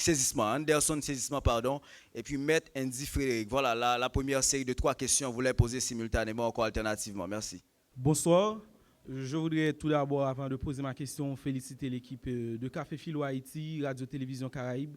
Et je pense que s'il y a des gens qui peuvent s'arroger le droit de diffuser à large spectre et toutes leurs supercheries, toutes leurs macaqueries, donc ces genres d'activités-là, il faut les reproduire. Et il faudrait que les médias pensent à lancer une forme de compétition sous cette forme. Pourquoi ne pas faire ça au lieu de diffuser les matchs à longueur de journée dès qu'il y a Liga? Je ne suis pas en train de prendre position et dire que je n'aime pas les matchs, mais il faudrait qu'il y ait des compétitions sous cette forme. Et je remercie l'intervenant. Il nous a fait don d'un passionnant leçon d'histoire sur Cheikh Anta Diop. Mais j'aimerais vous demander, est-ce que le simple fait de parler de toute cette histoire de négritude, de relations entre le noir et le blanc, de cette bipolarité sur la question raciale, est-ce que le simple fait d'évoquer le terme de racisme, c'est pas admettre son existence? Le fait de vouloir dire que le racisme n'existe pas, c'est pas admettre son existence dans un premier lieu. Et j'aimerais savoir comment rapprocher Anténor Firmé, qui est un auteur haïtien, et Cheikh Anta Diop. Moi, je dis à Yibobo à tout le monde qui est là. Et je salue tout le staff Café Philo Haïti, et plus précisément, prof moi qui s'est intervenu l'homme. Et ça fait un plaisir tout pour les gens qui partagent sa voix sur Cheikh Anta Diop. Bon, question pas. Il y a 3 volets. Comment Cheikh Anta Diop ou les relations qui existaient entre religion égyptienne et religion chrétienne? C'est vrai, l'Égypte, dans le temps passé, c'était un pays noir. Ça m'arrive comprendre moi-même comment l'Égypte fait passer de un pays mulâtre qui fait pratiquement 2 pays blancs, parce que moi, pas arrivé à parler de ça. Et ensuite, je me dis, d'ordinairement, je connais professeur L'Homme, comme anthropologue qui travaille sur descendance indienne. Je me dis, quelle relation ou qu'a montré nous qui gagne entre l'Afrique et l'Amérique avant Christophe Colomb? Et est-ce que tu as un Africain qui te venu sous terre Haïti avant Christophe Colomb? Merci. Bonsoir à tous. Je reprends au nom de Maître Andy Frédéric. Et je félicite vivement le professeur qui a vraiment une bonne mémoire pour nous présenter ou bien pour retenir le parcours de Cheikh Anta Diop. Je vous félicite. Et la question, c'est qu'au départ, vous avez dit que vous concevez Cheikh Anta Diop comme un intellectuel marginalisé et occulté. Et on connaît que dans la vie de Diop, on ne pouvait pas parler mal d'Anta Diop en Afrique. Donc parce que c'était un intellectuel connu, c'était un intellectuel connu pour la lutte qu'il a entreprise pour défendre la race noire. Donc, et vous avez encore aujourd'hui, Cheikh Anta Diop a une université qui porte son nom. Donc, si vous le concevez aujourd'hui comme un intellectuel marginalisé, est-ce que c'est pas parce que vous ne trahissez pas sa pensée? Parce que est-ce que vous ne trahissez pas sa pensée? C'est parce qu'aujourd'hui, si ces intellectuels-là, ou bien la pensée occidentale, ou bien le monde intellectuel occidental propulse la pensée d'Anta Diop, est-ce que ce n'est pas à l'encontre de sa pensée? Merci. Voilà, c'est déjà les 3 questions, professeur. Le temps de déjà préparer les 3 autres questions et nous vous demandons d'être clair, concis et précis. C'est une petite règle, mais quand même qui nous dit beaucoup. Bien, je remercie Saint-Ville. Alors, je ne suis pas trop sûr d'avoir compris la première question. Je vais essayer de répondre. Si jamais je n'ai pas suffisamment déballé le terrain, je demanderai à Saint-Ville de m'aider. Donc, tu as parlé dans un premier temps, dans ta première question, de négritude et dans un second temps, de racisme. Alors, pendant que tu es en train de parler de négritude et de racisme, il n'y a qu'un seul auteur qui me manque en tête. C'est Frantz Fanon, qui a écrit un livre extraordinaire qui s'appelle « Peau noire, masque blanc », où il traite de ces problèmes. Mais en ce qui concerne la négritude, ce que j'allais dire, c'est que je pense que la négritude, c'est un mouvement culturel qui est démodé. Dans le sens que il y a un auteur qui s'appelle Salino Spero qui a point adopté vie. Salino Spero qui a point adopté vie, qui s'appelle Négritude et négologue. Il a écrit, et dans ce texte-là, il montre que la négritude, en grande partie, bon, il y a des exceptions, c'est le cas par exemple de Aimé Césaire, mais en grande partie, la négritude, c'est une idéologie de l'aliénation culturelle, justement. Donc je te réfère à cet auteur qui s'appelle Salino Spero qui a point adopté vie. Moi, je pense qu'on n'est plus à l'ère de la négritude, on est justement à l'ère de l'africanocentrisme ou de l'afrocentricité. Maintenant, est-ce que reconnaître le racisme, c'est pas constater son existence? Bon, je ne sais pas si je comprends très mal la question, mais je ne crois pas qu'il y ait de meilleure façon de constater l'existence du racisme que de reconnaître son existence. Ça, je te donne cette réponse en faisant vite, parce que je ne suis pas sûr d'avoir bien compris ta réponse. Donc, je te demanderai de ta question, je te demanderai davantage de m'éclairer. Maintenant, en ce qui concerne le rapport qui existe entre Anténor Firmin et Cheikh Anta Diop. Malheureusement, le temps me faisait défaut, c'est pourquoi que je n'ai pas pu m'étendre davantage sur la question. Mais je te dirais qu'il s'agit tout simplement de remarques rapides et brèves, et je pense, bon, peut-être dans des années futures, à écrire un livre sur Anténor Firmin et Cheikh Anta Diop pour les comparer. Quand je dis les comparer, c'est dans le but justement de voir leur ressemblance et leur différence. Je te dis ce que j'avais prévu. Mais on m'a dit que j'avais qu'une trentaine de minutes, donc j'ai fait vite. Je ne crois même pas avoir respecté le cadre de cette trentaine de minutes. Premièrement, je fais remarquer qu'ils sont tous les deux des Noirs et ils sont surtout des champions de la défense des peuples noirs. Anténor Firmin a démantelé formidablement, et quand je dis formidablement, je le prends dans le sens étymologique. Le mot formidablement, formidable, provient du latin formidare qui veut dire avoir peur, faire peur. Tout le monde, ça, on le sait. Il a démantelé formidablement l'argumentation raciste d'un intellectuel français de son époque qui s'appelle Joseph Arthur de Gobineau. Et les savants du temps de Cheikh Anta Diop ont eu peur de lui et ont refusé de l'affronter sur le terrain du débat scientifique, comme il a dit lui-même en riant. Je t'invite à voir sur YouTube une vidéo qui s'appelle « Falsification de l'histoire du professeur Cheikh Anta Diop ». Où dans cette vidéo, on entend sa voix, il parle, il dit que les savants de l'époque ont examiné s'il avait des problèmes d'infériorité, des complexes d'infériorité, des problèmes de conscience, toutes sortes d'arguments, sauf la bonne, qui consiste à l'affronter sur le terrain du débat scientifique. Ça, c'est un premier rapport qui est entre Anténor Firmin et Cheikh Anta Diop. Deuxième rapport. Anténor Firmin est considéré comme l'un des intellectuels haïtiens et peut-être l'intellectuel haïtien. Je dis bien peut-être, hein, je pèse bien mes mots, peut-être le plus brillant de son temps. Cheikh Anta Diop est considéré à juste titre comme non seulement le savant et sénégalais le plus brillant de son temps, mais également comme le plus grand savant africain des temps modernes, comme je l'ai affirmé avec Monseigneur Chibankou Chichiko. Anténon Firmin a développé une formation pluridisciplinaire dans les domaines suivants. Une autre comparaison. Histoire, anthropologie, sociologie, préhistoire, archéologie, égyptologie, paléontologie, linguistique, physiologie, sciences exactes, géologie, astronomie, anatomie comparée, chimie, physique, sciences morales et politiques, philosophie, théologie et droit. Ça, ce n'est pas de moi. C'est de Jean Métellus qui présente, et dans sa présentation d'Anténon Firmin, de la réédition de l'égalité des races humaines de mémoire d'un crier. Cheikh Anta Diop, voyons ce qui se passe de son côté. Il a développé une formation multidisciplinaire dans les disciplines suivantes. Histoire, entomologie, sociologie, préhistoire, archéologie, égyptologie, paléontologie, linguistique, biologie. Jean-Philippe Omontoné le disait, Cheikh Anta Diop a apporté une contribution substantielle au progrès de la science. C'est Cheikh Anta Diop qui a inventé le test de dosage de la mélanine à partir de la peau.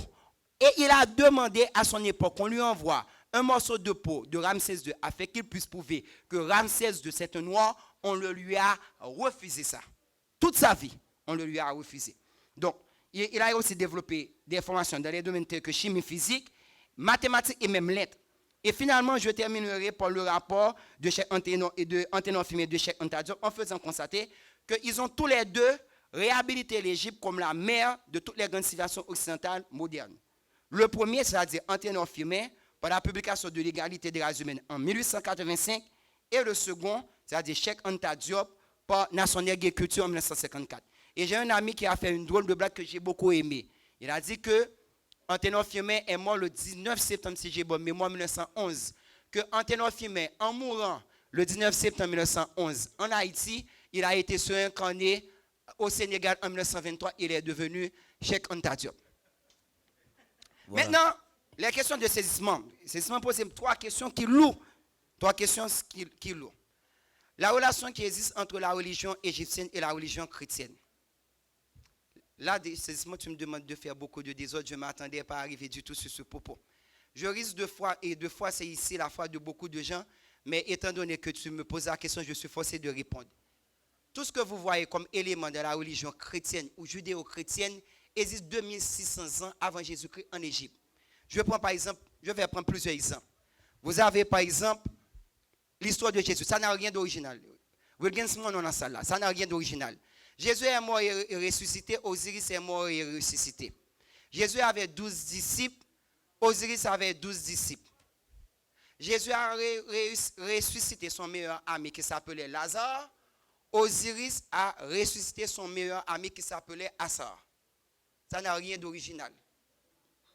Même en ce qui concerne le culte marial, ça a un rapport avec Isis et Hathor. Il n'y a absolument rien. La conception monothéiste de Dieu a été instaurée pour la première fois dans l'histoire de l'humanité par un pharaon égyptien qui s'appelle Amenhotep IV Akhenaton. On doit être très clair sur la question. Les chrétiens ne sont pas les premiers à venir avec une conception monothéiste. D'ailleurs, ça a déjà fait l'objet de grandes critiques dans l'Antiquité, à commencer par Anaxagore de Clazomène, qui critiquait le polythéisme chez les Grecs. Donc, je suis bien désolé de le dire, mais beaucoup d'éléments qu'on retrouve dans la religion chrétienne se retrouvent ailleurs. En Égypte, n'est-ce pas?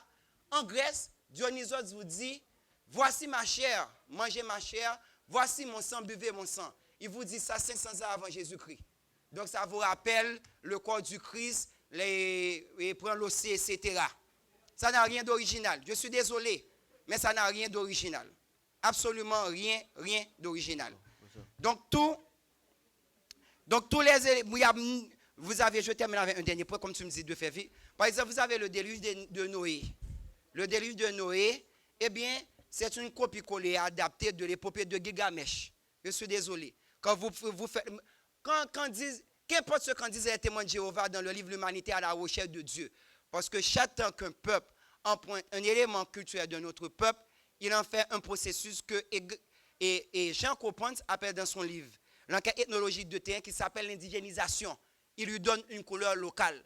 Donc, quand vous prenez le déluge de Noé, c'est en tous les points l'épopée de Gilgamesh qui lui préexiste. Les chrétiens ont copié sous l'épopée de Gilgamesh. Et je termine par un dernier point, et sans vouloir shooter sur la religion chrétienne, même Moïse, l'histoire de Moïse n'est pas originale. D'ailleurs, on n'a aucune preuve de l'existence de Moïse en Égypte. Je suis désolé. Et concernant ces fameux juifs qui seraient en esclaves en Égypte, c'est dû n'importe quoi, parce qu'il n'y a là que la Bible qui en parle. On retrouve, je vous réfère à un cahier de Saint-Séville qui s'appelle Moïse, un prophète de légende face aux archéologues. On retrouve les Juifs en Égypte à deux moments. À l'époque de la colonisation perse de l'Égypte avec Cambyse le Fou, à l'époque de la colonisation grecque de l'Égypte avec Alexandre le Grand. Et dans les deux moments historiques, ils sont des mercenaires. C'est la vérité historique. Bon, Afrique et Amérique. Il y a un auteur qui s'appelle Ivan Van Sertima. Ivan Van Sertima a écrit un livre extraordinaire qui s'appelle Easy Exist avant Christophe Colomb. Il a prouvé qu'il y avait des contacts entre l'Afrique et l'Amérique avant Christophe Colomb et que ce sont les Africains, notamment les Égyptiens et les Maliens, qui ont apporté les éléments de civilisation en Amérique. Et concernant la fameuse question d'Indien en Haïti, ça c'est encore Ivan Van Sertima qui nous donne l'information. Pas Cheikh Anta Diop. Il prouve qu'il y a eu un contact entre les Maliens et les Indiens. D'ailleurs, vous avez le mot de Kauna, Kani, donc, que vous retrouvez dans les langues africaines. On le trouve en Mandingo, en Kakanka, en Mandinga. Donc, ça a été prouvé. Bon, bref. Maintenant, la dernière question qui est de Maître Eddy Frédéric. Cheikh Anta Diop, intellectuel marginalisé, est-ce que je ne trahis pas sa pensée, etc. Non. Je vous dirais franchement que, certes, Cheikh Anta Diop est connu dans le monde noir et il est même applaudi. Je crois l'avoir clairement montré à travers mon exposé. Je vous dirais aussi que, en ce qui concerne même le Sénégal, il faut lire le texte de Boubakari Diop, qui est en ligne. Alors, je n'ai pas bon souvenir du titre, mais je vous le retrouve rapidement. C'est le texte de Boubacar Boris Diop qui s'appelle le Sénégal entre Cheikh Anta Diop et Senghor, où il montre la relation ambivalente que les Sénégalais ont eux-mêmes envolée au procès de Senghor et comme ils sont en train d'admirer Cheikh Anta Diop. Je pense que Cheikh Anta Diop, quand je dis que Cheikh Anta Diop est marginalisé, qu'il est occulté, il est marginalisé, occulté dans le monde des Blancs. Moi, j'ai rencontré des étudiants à l'université Laval quand je leur parle de Cheikh Anta Diop. Oui, Cheikh Anta Diop, mais il y a toujours un mais. Il y a toujours un mais comme si on a du mal à l'accepter. Ce mais traduit beaucoup de choses qui, je vous dis, et personnellement, ne me font pas plaisir. Quand je leur demande, mais ce mais veut. Ah, oui, Cheikh Anta Diop, mais il y a toujours un mais qu'on ne veut pas expliciter, qu'on ne veut pas clarifier. Donc, ce mais, c'est un mépris. Ce mais, c'est un mépris. Donc, il est très connu, très valorisé dans le monde des Noirs, mais dans le monde des Blancs, il a encore du mal à s'imposer, je dirais. C'est là mon point de vue. Il a encore du mal à s'imposer. Voilà, c'est bien la première série. Maintenant, place à la deuxième série. Je vous demande encore une fois d'être court, concis et précis. C'est vrai que nous avons tout le temps pour ce soir, mais pour Café Philo, ça doit avoir une fin. Trois questions. C'est Romain Jean-Baptiste qui est déjà au micro, Daniel Cartina et puis Providence Luder. Merci Corneille de me donner la possibilité de poser ma question. Je félicite Stéphane pour son développement qui est on ne peut plus fluvial. Je reviens avec cet adjectif, mais en fait qui, comme intellectuel, devrait prendre la position de tous au lieu de prendre la position de certains. Car le phénomène que Stéphane relève tient à ce qu'on appelle la colonialité ou encore la postcolonialité. Et on ne peut pas considérer la colonisation des Noirs, des femmes noires ou des femmes tout court, la domination des femmes, sans considérer aussi la colonisation ou la position des Juifs aussi. Parce que autant qu'on reconnaît aujourd'hui la suprématie, l'hégémonie des Juifs, il faut aussi reconnaître la colonisation des Juifs qui ont souffert dans leur peau, de leur façon de penser, de leur comportement, de leur attitude, une certaine colonisation qui fait qu'ils ont créé d'autres mondes, peut-être différents des vulnérables comme les Noirs ou les femmes, ou encore comme Cheikh Anta Diop, mais il faut aussi considérer les effets de la colonisation chez les Juifs. Et là, je parle en connaissance de cause après diverses lectures que j'ai faites de Albert Memmi, de ses divers portraits. Portrait d'un colonisé, portrait d'un homme noir, portrait d'une femme, etc. Pour dire, portrait justement du colonisateur, pour dire aussi que le colonisateur doit être considéré de cette perspective que même le bourreau peut souffrir un jour et dire que j'étais esclave. Parce qu'il y a aussi la dynamique, la problématique esclave-maître ou encore bourreau-victime. Et Albert Memmi m'a appris que normalement, il faut aussi prendre position pour les Juifs qui aujourd'hui ne représentent pas l'establishment américain, ne représentent pas l'establishment israélien, mais ont aussi des difficultés pour faire valoir leur position dans le monde occidental. Donc à partir de ce moment, est-ce que Stéphane a étudié de ce côté-là le portrait du colonisateur ou encore le portrait du colonisé juif qui souffre aussi? D'accord. Non seulement du non-respect, mais de la résistance ou encore de la non-reconnaissance du monde occidental. Merci Stéphane. Merci. Bon, je demande encore aux adeptes de la parole longue d'être court, concis et précis. Ce serait meilleur pour nous. Bonsoir. Bonsoir, professeur Emmanuel. Je suis Daniel Katina. Vu de la composition de la société haïtienne découlée de la colonisation esclavagiste, comment peut-on seulement attribuer ou considérer les Africains comme nos ancêtres? N'est-ce pas une manière de faire rupture avec l'Occident, particulière la France comme colon? Merci. Et Zami Camara de la société, et professeur L'Homme, et tout le monde à la Honbade, et qui était un gros coup d'Aïbobo pour tout le monde. Et préoccupation de notre petit, et il y a une dernière intervention qui fait là, qui effleurait un petit peu et préoccupation, c'est quelle trace colonisation sous paraître et intellectuel noir. Et par rapport à thèse, ou bien conception européocentriste là, et qui est capable de faire de intellectuel et qui est capable de faire et tout ça qui est bon et pour intellectuels européens. Bon, si nous sommes capables d'aller dans le cadre général, il y a une grosse bataille qui gagne entre intellectuels sud et intellectuels nord pour une question paraître. Maintenant, apprenti intellectuel noir ou intellectuel noir et par rapport à la grosse bataille ça qui là depuis 10 ans et qui toujours a continué, nous avons demandé pour L'Homme, c'est comment journée aujourd'hui à recamper on nèg tant coup Cheikh Anta Diop par rapport à Jean et camper des nèg tant coup Descartes, des nèg tant coup Socrate, des nèg tant coup Platon, Durkheim, Aristote, etc. Je commencerai par faire un petit désordre dans la mesure que j'ai oublié de répondre à une question de saisissement. Ensuite, je procéderai à la question qui m'a été soulevée par les Juifs. Saisissement, ta dernière question que j'ai échappée parce qu'on me disait de faire vite, c'est qu'il faut savoir que la civilisation est née au départ. La civilisation égyptienne ou égypto-nubienne est née au départ.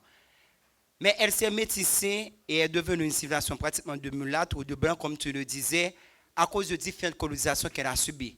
Tu as la colonisation perse avec Cambyse le Faux, tu as la colonisation grecque avec Alexandre le Grand, tu as la colonisation arabe au 7e siècle après Jésus-Christ, qui ont ethnocidé même ces civilisations parce que ils ont fait maintenant, puis ils ont tué, ils ont forcé le peuple à renoncer à la religion ancestrale et pratiquer la religion musulmane.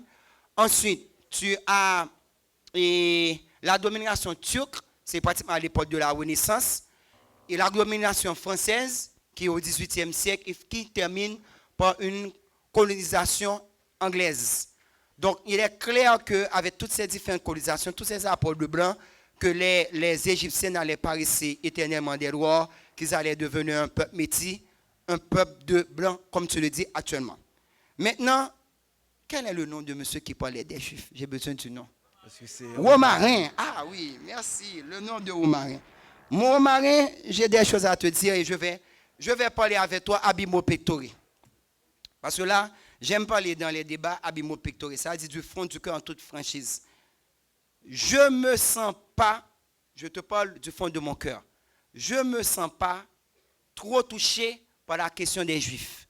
Quand je dis que je ne me sens pas trop touché par la question des Juifs, ça ne veut dire pas que je sois indifférent au sort des Juifs.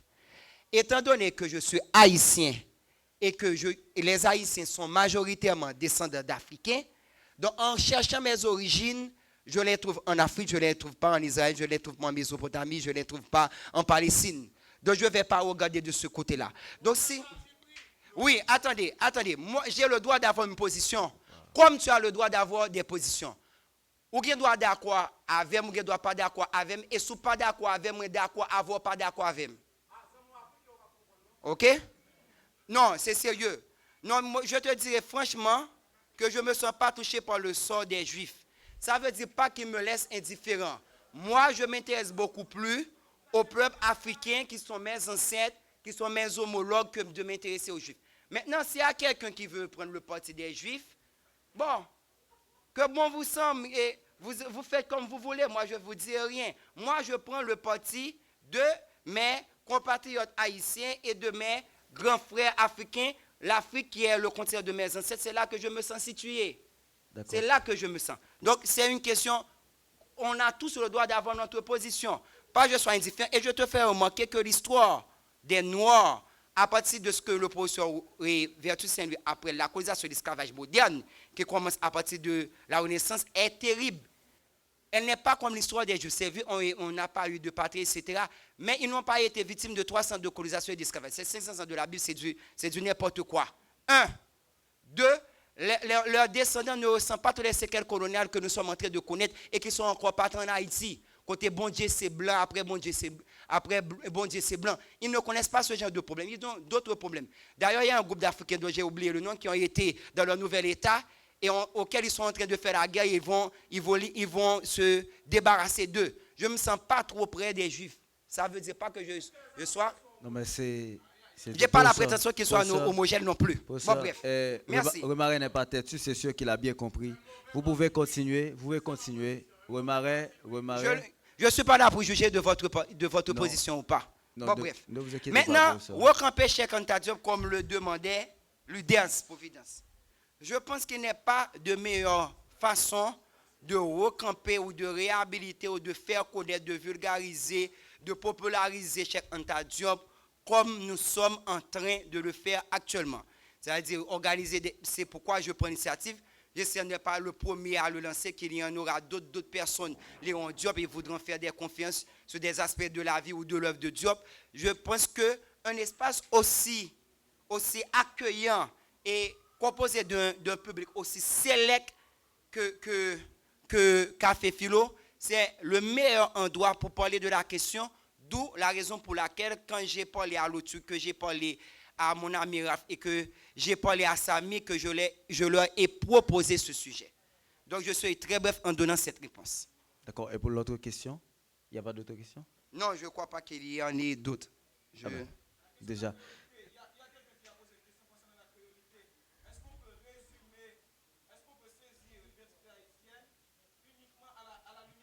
Ouais, c'est ça. Ah oui, c'est une très bonne question. Ouais.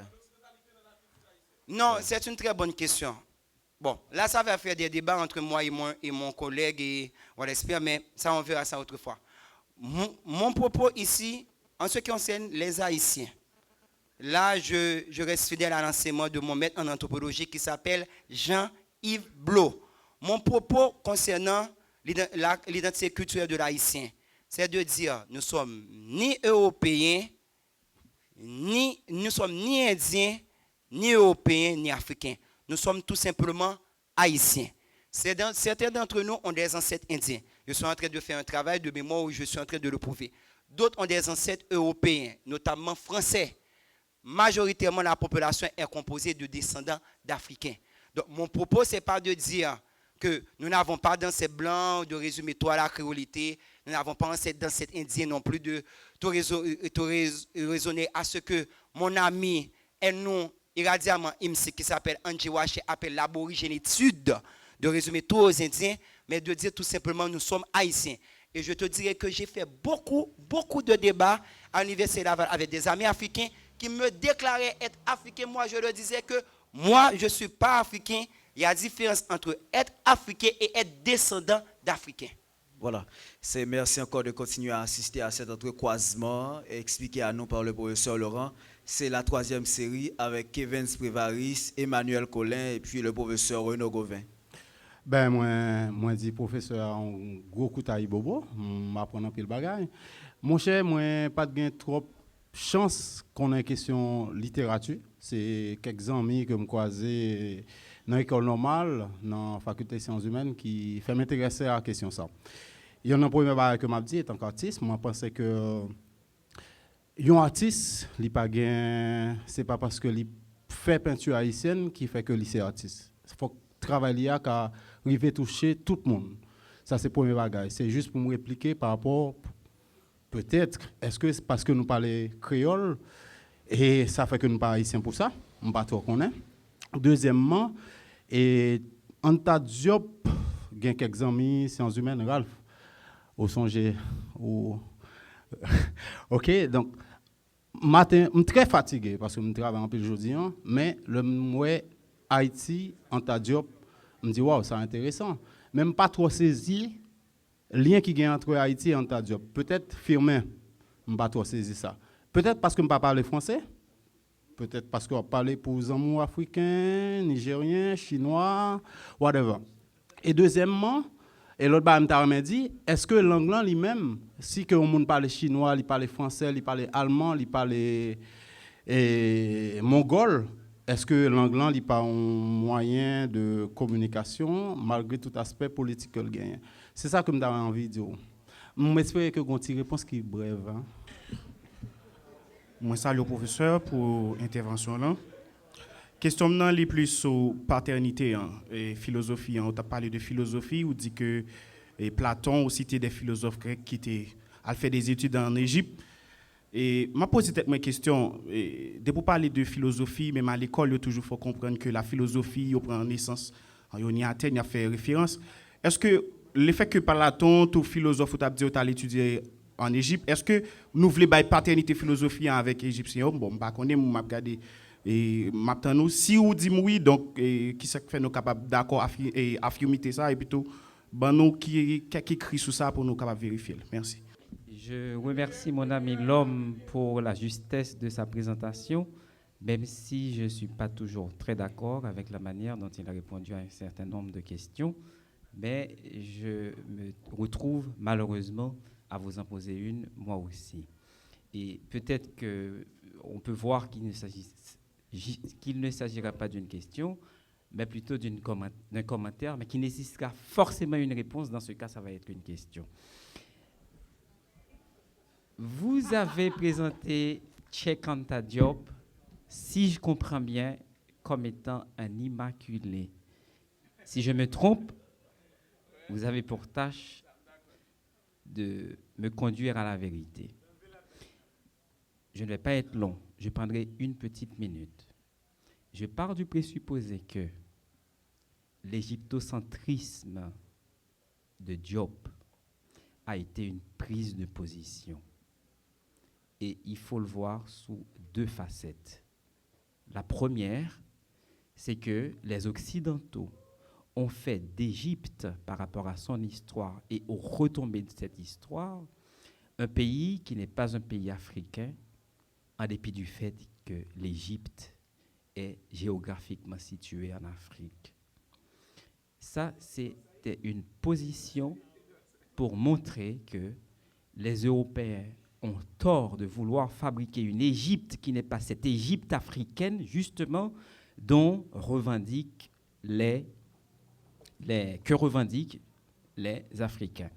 Deuxièmement, cette position égyptocentrique de Diop aurait été une façon pour lui de répudier cette façon, entre guillemets, universelle de voir le monde dans le prisme d'un européocentrisme, mais pour inviter le monde, il inclut les Européens à voir le monde, à voir l'Afrique en tant qu'un point du monde, mais en tant probablement le berceau du monde, d'un autre œil.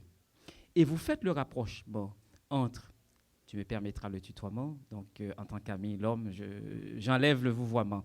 Donc tu fais le rapprochement entre notre oncle et Diop. Est-ce que on peut voir dans l'oncle, dans Price Mars, quelqu'un qui aurait une certaine aversion pour l'Europe et Diop qui a une aversion dont certains, comme toi, par exemple, diraient à peine perceptible, mais dont les Occidentaux eux-mêmes voient avec des yeux grands ouverts. Et j'avoue que j'ai déjà soif de lire ce truc que tu vas publier, que tu vas, de toute façon, entre amis, tu vas me le passer, parce que tu dis que tu vas faire un rapprochement entre Diop et l'oncle. Alors, je me résume. Pourquoi tu encenses autant Diop alors que à la fin, tu as dit que Diop a comme humain ses défauts aussi, et tu as pris pour preuve les discussions que tu as eues avec des collègues de Laval qui mettent toujours un mais après toutes les bonnes choses qu'on dit de Diop. Ça, c'est un. Et deuxièmement, est-ce que tu penses que le fait par Diop de se réfugier dans un égyptocentrisme n'est pas une façon pour lui, non de faire le centre entre l'Europe et l'Afrique, mais de se montrer africain et du coup de rejeter l'Europe qui crée une vision européanique de l'Égypte? Écoutez, et mon ami artiste, il me permet de l'appeler comme ça. Ok, Kevins. Mon idée, Kevins, c'est pas de dire que on doit prendre la parole en créole ou en français, etc. D'ailleurs, je suis bien content que le professeur Gouveia ait intervenu parce que c'est l'un des professeurs, quand je fais en KF, qui m'a appris le plus nombre de choses possibles en ce qui concerne les sciences de langage. Ma position est de dire que comme dans une émission antérieure, qui était une émission radiophonique, en l'occurrence, Koudjesou Culture la Caille, j'avais fait l'intervention seulement en créole et que j'ai des amis qui ne pouvaient pas comprendre ce que je disais, je me suis donné la peine de prendre la parole en français pour deux bonnes raisons. Non seulement pour permettre à ses amis de comprendre ce que je disais ou de bénéficier de ce que je disais, mais parce que aussi j'estime que le public de Café Philo est suffisamment célèbre pour comprendre tout ce que je peux dire en français. Si je m'exprime en créole, on peut me comprendre aussi bien. Mais si je m'exprime en français, je ne crois pas que je fais tort à personne ici. C'est ça ma position. Mais vous répondez aux questions et ça va. D'accord, merci. Maintenant, en ce qui concerne l'Égypte, la paternité de la philosophie. Non, mais... Et ta question était quoi? Professeur, vous répondez aux questions et... D'accord. Alors, et en ce qui concerne la paternité de l'Égypte et de l'Égypte pour la philosophie. Malheureusement, je dirais à l'ami qui m'avait posé la question que ça peut faire l'objet de tout un ensemble de débats que je n'ai pas le temps d'épuiser ici. Parce que Cheikh Anta Diop a montré comment la pensée philosophique grecque s'est entièrement nourrie de la pensée philosophique égyptienne. Oui, la pensée philosophique à proprement parler a déjà ses premières prémices ou encore ses bases les plus profondes en Égypte.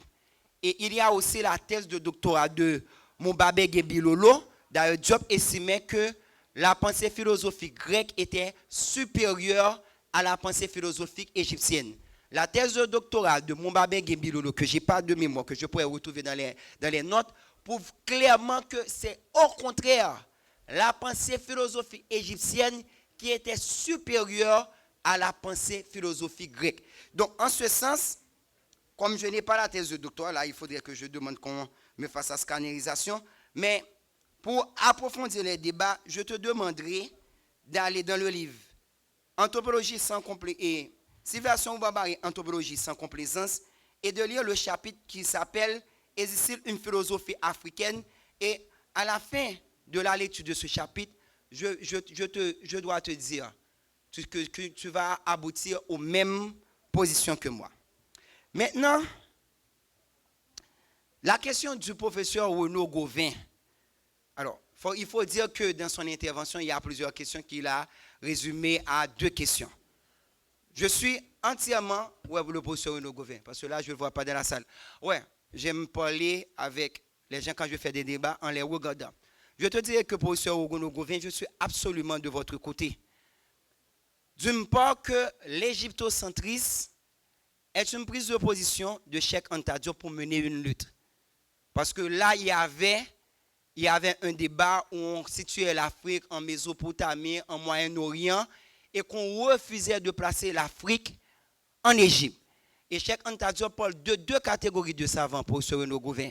Il parle des savants de bonne foi, qui sont minoritaires. Il n'a jamais cessé à travers ses livres de faire l'éloge de savants comme Volney, de faire l'éloge de savants comme Léo Victor Frobenius, mais il parle aussi de savants de mauvaise foi qui consciemment ont falsifié l'histoire parce que ce caractère négroïde de la civilisation égyptienne les gênait. Mais maintenant, en ce qui concerne son égyptocentrisme, je vous dis franchement, professeur Renaud Gauvin, c'est parce que je faisais vite qui m'a poussé à ne pas tout exposer. Alors, dans mes notes, j'ai clairement critiqué Diop pour juste un moment que je me retrouve dans ces notes. Et j'ai clairement critiqué Diop pour son égyptocentrisme. Diop déclare, alors je vous conseille de voir, je vous recommande, excusez-moi, de voir Falsification de l'histoire, Cheikh Anta Diop sur YouTube, où il dit, c'est l'Égypte. C'est la phrase que j'avais choisie parce que je disais à mon modérateur que j'ai beaucoup fait de synthèse parce que je ne pensais pas qu'on allait m'accorder seulement 30 minutes. C'est l'Égypte et une Égypte noire qui a apporté tous les éléments de la civilisation à l'Europe. Et je souligne, je respecte tes cours, les mots de tes cours, l'article indéfini, tout. Je pense que là, il a beaucoup exagéré. Et Cheikh Anta Diop a aussi dit dans le même documentaire, au moment où l'impérialisme atteint son apogée, dans les temps modernes, en tout cas au XIXe siècle, l'Occident, qui se croyait chargé d'une mission civilisatrice en direction de l'Europe, de l'Afrique, excusez-moi, découvre que c'est précisément cette Afrique qui a apporté tous les éléments de la civilisation, aussi extraordinaire que cela puisse paraître. Je pense que dans son égyptocentrisme, qui est une prise de position, comme on peut être eurocentriste, qui sera une prise de position d'ailleurs, parce que là, il faut quand même se positionner, que ce point de vue mériterait d'être modéré et que ça frise l'idéologie. Je suis entièrement d'accord. D'accord, et pour ne pas terminer, un dernier mot, rapidement, un dernier mot, professeur. Après les applaudissements, un dernier mot. Je veux faire comprendre ici, je l'ai clairement dit, pour toutes les personnes qui ne l'auraient pas compris, je suis diopien, je ne suis pas diopiste. En tant que diopien, je considère que Cheikh Anta Diop, c'est mon maître à penser. Je ne suis pas diopiste dans la mesure que je ne considère pas que tout ce que Cheikh Anta Diop ait avancé comme thèse sont des vérités absolues. Parce qu'en science, il n'y a pas de place pour les dogmes. Et comme l'on dit si bien, les Romains, là je passe du doigt en passant du doigt pour amener un principe à l'épistémologie.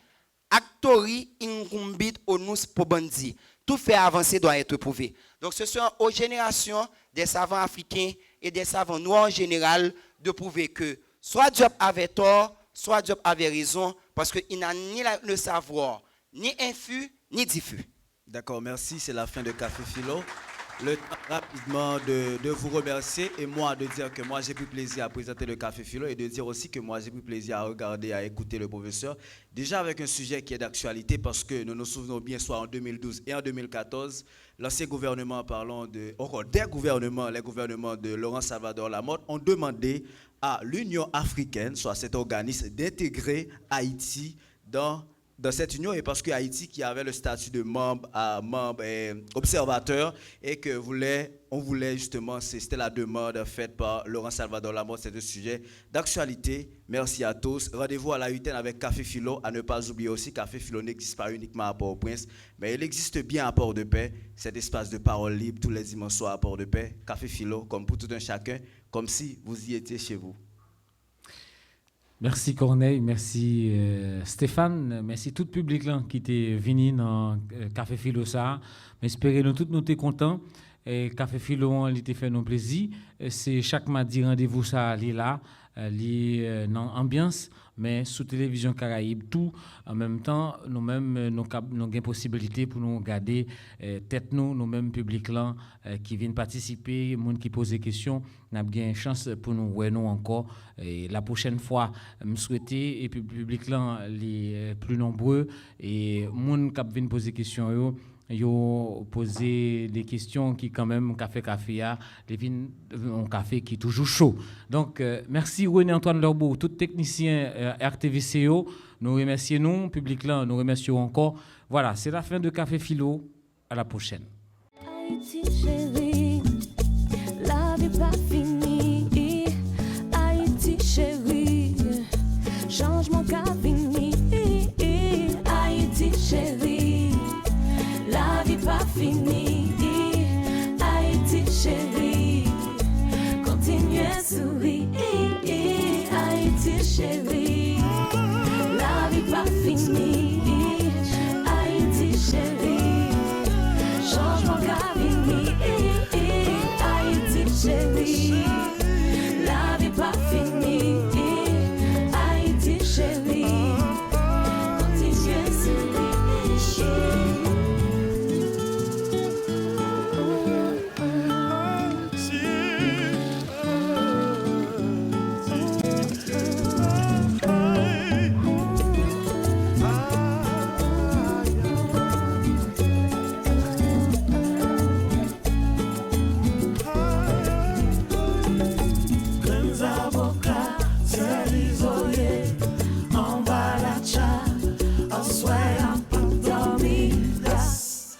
Yes, maman, jeunes avocats, c'est isolé.